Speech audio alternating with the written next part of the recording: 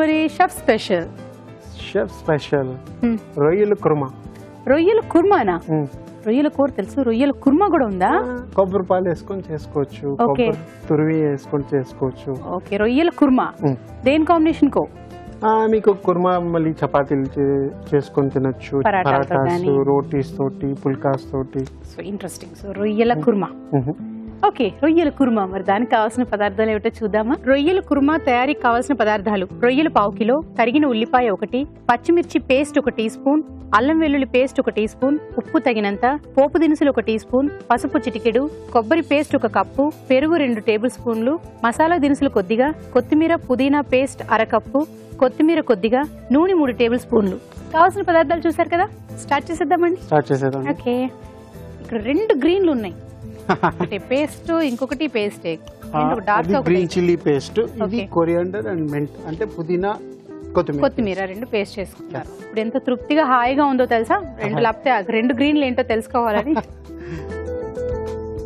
First నూనె, so తాలింపు గింజలు, ఓకే, కొంచెం గరం మసాలా, దాని తర్వాత ఉల్లిపాయలు,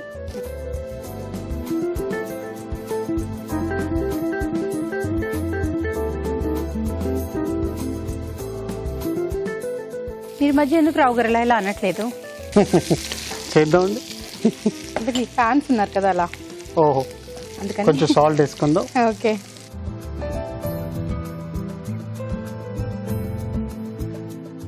అంటే స్టర్ ఫ్రై డ్రై ఉన్నదంటే బాగుంటుంది, గ్రేవీ కదా ఇది.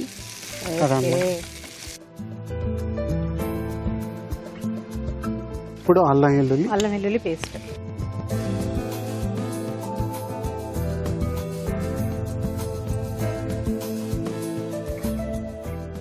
దాని తర్వాత కొంచెం పచ్చిమిరపకాయ పేస్ట్, కొంచెం ఇది పుదీనా కొత్తిమీర పేస్ట్,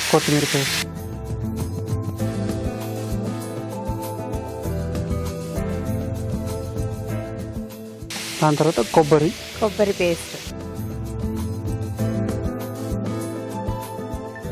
సో పచ్చిమిరకాయలు కొద్దిగా వేశారు పేస్ట్, పుదీనా కొత్తిమీర పేస్ట్ కొద్దిగానే వేశారు, కానీ కొబ్బరి పేస్ట్ మాత్రం మొత్తం వేసేసారు. ఎందుకంటే కొంచెం గ్రేవీ కదా అదనమాట.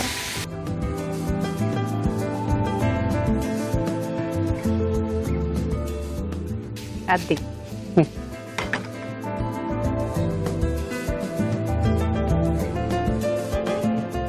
ఇప్పుడు కొంచెం పసుపు, కొంచెం ఉప్పు,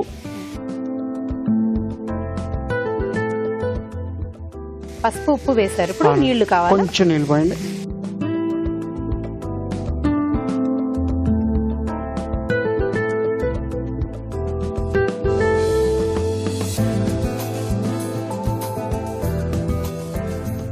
దీని తర్వాత పెరుగు.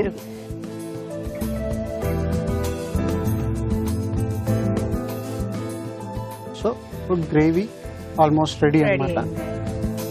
సో మెయిన్ ఇంగ్రీడియంట్ ఇంకా వేయలేదు. అవునండి, ప్రాన్స్ కదా మీకు, సో ఈజీగా కుక్ అయిపోతుంది.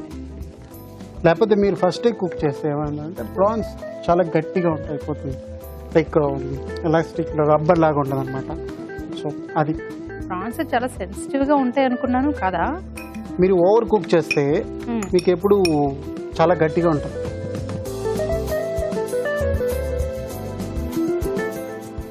సో కొంచెం నీళ్ళు పోసి ఒక 2 to 3 minutes. 2 to 3 minutes. Oh.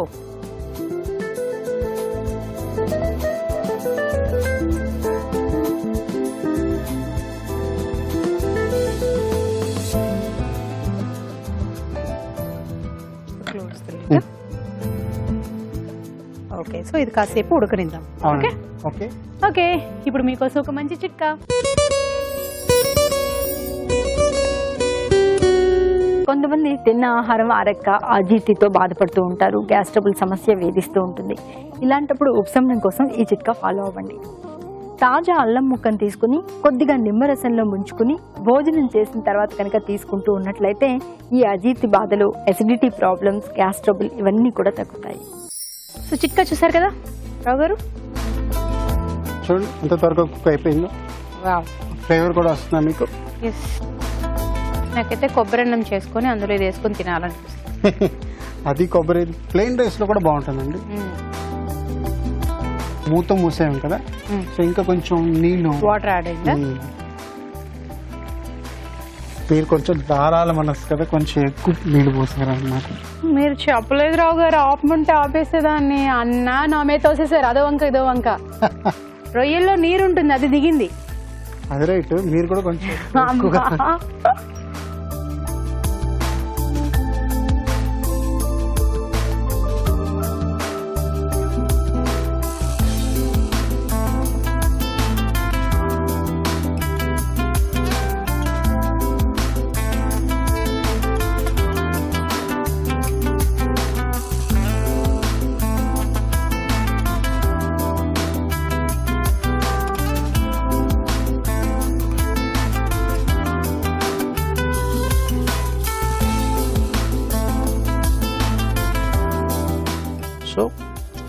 రొయ్యల కుర్మా రెడీ.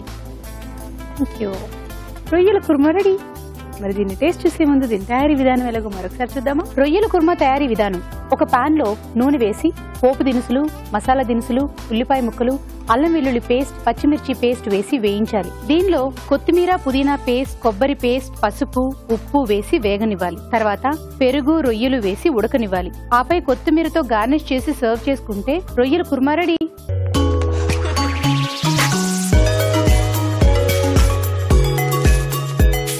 రొయ్యల కుర్మా తీసుకోండి, రొయ్యలతోటి తీసుకోండి, కొంచెం కలిపి తీసుకోండి. కలిపా అయితే ఎక్కువ గ్రేవీతో ఉండేది తీసుకోండి. ఓకే,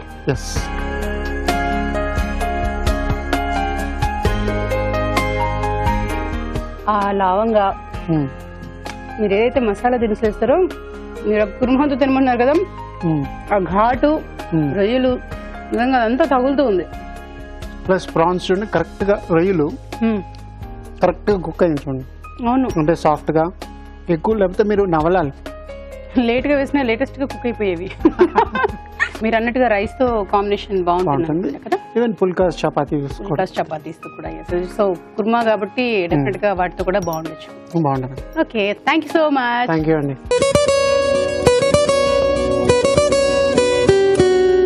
ఇప్పుడు మీకోసం మొదటి చిట్కా. సౌందర్య పోషణకి సంబంధించి ఎన్ని చిట్కాలు చెప్పుకున్నా తక్కువే కదండి. జుట్టుకి సంబంధించి, అలాగే స్కిన్కి సంబంధించి ఎప్పటికప్పుడు కొత్త చిట్కాలు చెప్పుకుంటూనే ఉంటాం. ఇది కూడా సరికొత్తగా ఉంటుంది, ఫాలో అవ్వండి. కొద్దిగా పాలు తీసుకుని అందులో పెసరపిండి వేసుకుని పేస్ట్ లాగా తయారు చేసుకుని ముఖానికి, మెడకి, ఇంకా ఒంటికంతా కూడా పట్టించుకుని ఒక హాఫ్ అన్ అవర్ తర్వాత స్నానం చేస్తూ ఉన్నట్లయితే చర్మరంధ్రాల్లో పేరుకుపోయిన మురికంతా కూడా వదిలిపోతుంది. చర్మరంధ్రాలన్నీ కూడా బాగా తెచ్చుకుంటాయి. చర్మం క్లీన్గా, ఆరోగ్యంగా ఉంటుంది.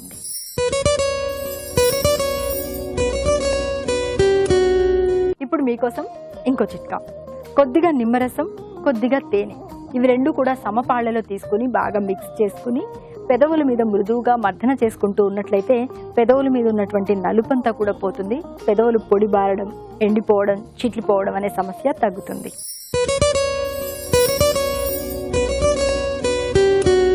మామూలుగా ఫ్రూట్స్ అనేవి మన ఆరోగ్యానికి ఎంతగానో మేలు చేస్తాయి. రోజువారీ ఆహారంలో పళ్ళని ఒక భాగంగా చేసుకోవాలి అని చెప్పేసి మనం ఎప్పుడు అనుకుంటూ ఉంటాం. కాకపోతే కడుపులో మంట, ఎసిడిటీ ఇలాంటి ప్రాబ్లమ్స్ ఉన్న వాళ్ళు మాత్రం అనాస పండు అంటే పైనాపిల్కి దూరంగా ఉండడం మంచిది.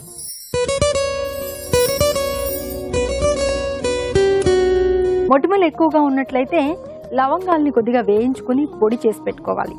ఆ పొడిలో కొద్దిగా పెరుగు వేసుకుని పేస్ట్ లాగా కలుపుకొని మొటిమలున్న ప్రాంతంలో అంతా కూడా అప్లై చేసుకుని ఒక హాఫ్ అన్ అవర్ తర్వాత చల్లటి నీళ్లతో వాష్ చేసుకుంటూ ఉండాలి.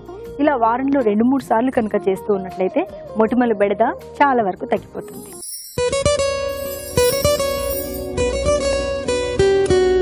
కొంతమంది తిన్న ఆహారం అరక్క, అజీర్తితో బాధపడుతూ ఉంటారు. గ్యాస్ ట్రబుల్ సమస్య వేధిస్తూ ఉంటుంది.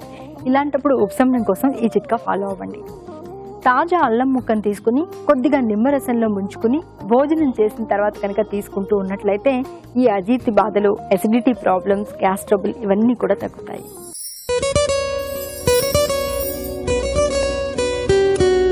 మామూలుగా కొంతమందికి ముఖమంతా కూడా బాగుంటుంది, కానీ మెడ దగ్గర మాత్రం కొద్దిగా నలుపుదనం కనిపిస్తూ ఉంటుంది. ఇలా నలుపుదనం ఉన్నట్లయితే అది పోగొట్టుకోవడానికి ఈ చిట్కా బాగా ఉపయోగపడుతుంది. ఆరెంజ్ తొక్కల్ని తీసుకుని బాగా పేస్ట్ లాగా చేసుకుని ఈ పేస్ట్తో ఈ నలుపు ఉన్న చోటంతా కూడా మృదువుగా మర్దన చేసుకుంటూ ఉన్నట్లయితే సులువుగా ఈ నలుపుదనం అంతా పోవడమే కాకుండా అక్కడ ఉన్నటువంటి చర్మం కూడా హెల్దీగా తయారవుతుంది.